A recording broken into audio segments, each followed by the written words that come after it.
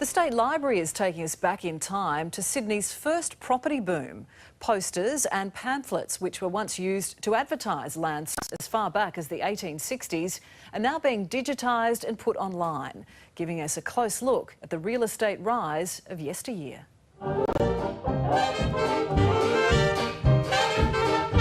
Sydney, more than a century ago, a property frenzy to rival any in modern times. Back then, the birth of a great Australian dream. They wanted their own block of land, they wanted their own house. It might have only been a small two-bedroom place, but it was for their family to live. Who would have thought in 1908 £1 deposit for an absolute water frontage on the Georges River? On the Georges River. From deep in the basements of the State Library, these posters are now seeing light of day. Priceless historical records being digitised and going online. 200 suburbs in all, so we can all look at what ours was like when it was first developed.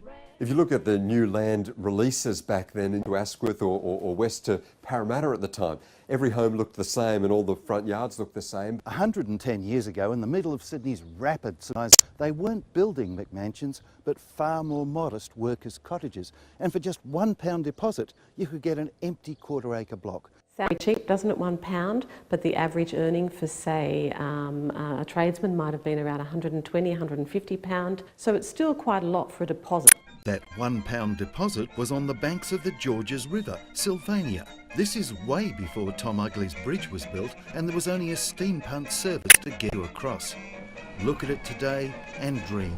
Close by, this was originally called the Swastika Estate. They had to change that come World War II. In a lot of these new land release areas, they were lucky if the electricity was connected.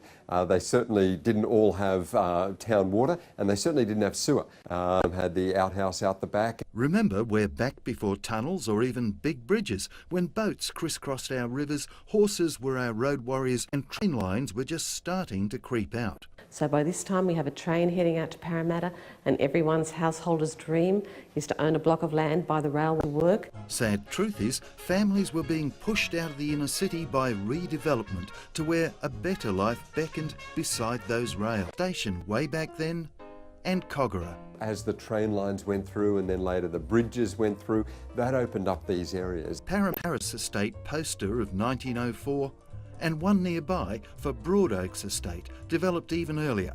The Parra Courthouse spires, but how it's all changed. Emu Plains promised the good life out of the city, yours for a scorching 5 shillings deposit and only 5 a month repayments. And just to the city's north, the upmarket Clontarf Estate, just £3 deposit, no spit bridge yet, just another boat trip. Fantastic nostalgic look at how your suburb was. It's a 3-year project putting these old posters online. If you want to speed the one for your suburb up, go to the State Library website, then vote on Twitter. What are you waiting for? Howard Gibbs, 9 News.